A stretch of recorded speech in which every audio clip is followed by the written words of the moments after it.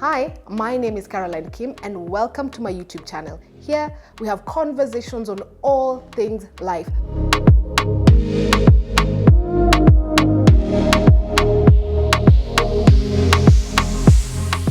I'm so delighted to have you join me for our very first conversation. And to help me steer that conversation, I have the beautiful, the talented, the gifted Sylvia Kyalo. Now, Sylvia is the founder of Derine Marketing. She is a marketing consultant and an astute entrepreneur. I am so honored to be having this conversation with you today. I know you've been in the marketing space for a while. As the founder of Derine Marketing, how would you describe your journey this far? Some of the insights you have learned in the world of entrepreneurship in the marketing space that you feel no book could have prepared you enough. Thank you so much, Caro. First, I'd love to start by saying it's always a learning process. There's no day you wake up and you're the best. You keep on learning, if it's either research, getting to network with people, learning from them, and also there's this thing which I keep on telling you about, which is the self-taught. Is it the discipline or just teaching yourself? Because there are different kinds of platforms where you can learn a lot of things, from YouTube to books, podcasts, and whatnot. Anyway, so how has the journey been? It's been, I wouldn't say amazing. It's been a roller coaster. The days where I wake up and I'm like, what am I doing? Should I go back to employment? And the days I'm like, oh, I think I have this, especially after that check. Once you receive that check, it's a satisfaction, and it's like a reward to just keep on encouraging you that you're on the right track. Lessons are, number one, you cannot do everything alone. As an entrepreneur, yes, you can never do everything alone. You need to partner with the right people for you to get at certain steps, especially if whatever you're offering, you don't have the capacity to do it alone. So trying to work with the right people, there's some who will honestly disappoint you, and the others who will take advantage of you, and the others who will hold your hand and walk the journey with you. So yeah, for me, I can say I've been lucky to have people who walk the journey with me so far so well. And what I can encourage people is, even if you don't really know what you're doing, imagine it makes sense. It does make sense. Whatever it is, whatever services you're providing, if you do not even close a sale at a certain day, does not mean that you need to close the book and say, you know what, let me go back to employment. There's always a better day. And the most important thing is just having a positive mindset. That is the answer to everything. For me, it has worked. Days where I feel discouraged, days I feel like venting, days I feel like things are not getting in order, just having a positive mindset. And again, we're human beings, you need to relax. I know I have that weakness, but especially for people who are very hands-on, I'm the kind who would want, yes, I delegate, but I still want to do things here and there. But it's very important to just take a back seat and relax, because once you relax, your mind is free, you avoid brain block, you tend to do things in a right way without really being furious and affecting everyone. So yeah, I can say the journey has really been interesting, and the most what keeps me going is I know it will get even difficult. In fact, I await that because I love challenges. Because I may have started with maybe 2 clients or 1 client in the marketing space, but I know it will get to a point where it will be a whole formed company. So there's that part of it that makes me very anxious, or rather excited, to just wait to see what the future holds for me. Yeah. When you started out, what was the strategy you were using to look for clients? My background is in journalism. Somehow I found myself in real estate, then boom, marketing is here. So I didn't want to make my journalism career to get into waste. So I decided to blend it with the real estate. So I got into real estate and I've done it since 2018, which is now real estate advertising. It's a very interesting place because you get to interact with different kinds of developers and whatnot. And in the journey of being who I am today, I networked a lot. I was able to get to interact with developers, people owning real estate companies, and that's where my journey began in marketing. Because once I got out of employment, I went back to the people who I've networked with. I was like, hey, I can offer this and this. And those are the people who believed in me. The retainers, I can say I don't think bad is the right word. It was not enough, but I pushed. I did not give up. The little that I was given, I used it so well, but eventually I didn't realize I was practicing to be who I am with these kinds of clients. And I can see these guys really held my hand, and I learned, because the mistakes that I did then, I would not want to do the same mistakes with the people who I'm working for right now, you know? So how was I sourcing for clients? There are different kinds of platforms. Use your LinkedIn well. Ask.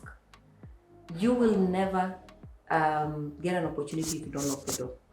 Wow. And not everybody knows about that. You need to knock that door.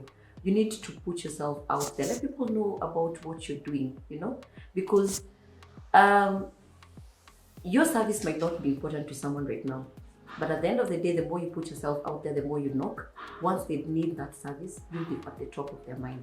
Carol does this, Sylvia does this. So yeah, I keep on encouraging people, knock those doors, introduce yourself and sell yourself as a brand. Utilize LinkedIn, utilize networking platforms, different kinds of forums which are very free, webinars, all sorts of kind of things.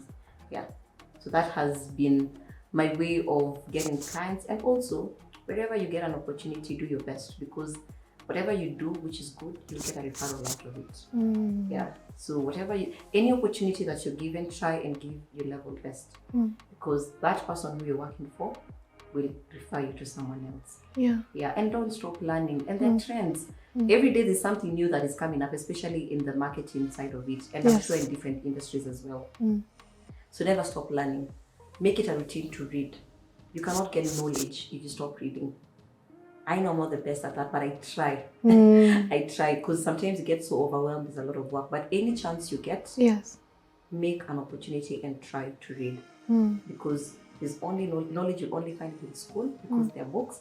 And if you're not in school, please just use your books at home. Yeah. And YouTube University. Yes, and YouTube University, and Google, who is our best friend. Yeah. Yeah. What would you say is the place of networking and relationship management? Because you did mention that you meet all kinds of people and you need to understand how to handle different types of clients. First, I'd like to say relationship management is not easy. And it also goes hand in hand with experience, because you meet different kinds of people.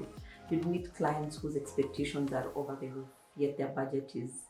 Yeah, and you'd also meet clients who are very chill. They'll wait for you to do your job. And if you don't do your job, imagine they will not come hard at you, but they'll give you that termination. So you'll meet different kinds of people. And again, I say psychology is very important when it comes to marketing, because you can only handle clients well if you're also versed in psychology. Wow. Get to know what your clients like and do it. Yes. Because they say clients most of the time, 99% of the time they're always right. But as a consultant, you will definitely know that most of the time they're always wrong. So how do you again handle that? Yes. How do you again put out your views and suggestions and strategies in a way that it creates a balance for both parties? Psychology is very important. Wisdom is very important. So just knowing how to relate with people, it's an added advantage for you as a consultant. Yes. How do you deal with highly irritable clients? I know I have met people who entrepreneurship is difficult because they don't know how to manage people who they're a door of opportunity. You know, they sit in places where if they just mentioned your name in the room or allowed you in, it will be a game changer for you. But they have certain weaknesses that are also very amplified. How do you navigate that so that you still get opportunities and you're still able to remain sane in the process of utilizing the opportunities?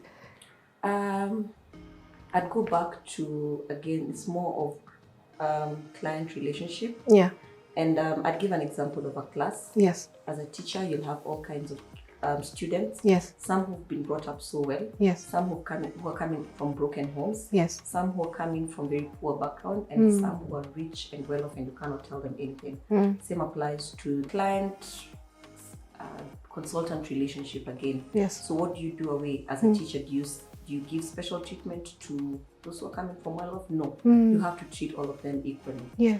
And like I've just said, it's just a matter of understanding who you're dealing with. Yes. Because both of you are in business. This is a B2B. Both of you are in business. Mm. Do you want the business? Yes, I do want the money. Again, do you want to help your client? Does the client need you? Yes, they need you. So it's just a matter of understanding who you're dealing with, and there's only much you can do. But again, in any work environment, being employed or even being as an entrepreneur, Yes. your mental health is really important. So if you feel like this is not somewhere where I need to belong, Okay. or rather I need to be, you can always exit. But again, are you the giving up kind of person? No, because you won't find anyone who's better. Yeah. So it's I'd say it really depends. And again, what are your boundaries? There's also matters to do with boundaries. Yes. What is your threshold? You know? Yeah. So some of those things are very important, but you learn with time. Honestly, you do learn with time, because you'll find that you're also working with people from different nationalities, people maybe from abroad. Yes. Their way of doing things is different. We Africans, we do things differently. How people from abroad view time and how Africans view our time, it's again very different. So you can have even a Zoom meeting. Yes. Then we Africans, you're joining 5 minutes later, get a different client who, if you're 1 minute late, he's out. Do your homework. Yes. So yeah, what's my part in short? Number one, companies should not be shy from investing in marketing. It's very important. And also using the right channel for marketing and having the right people to guide them in the marketing as well. And Derine Marketing, let me sell for myself.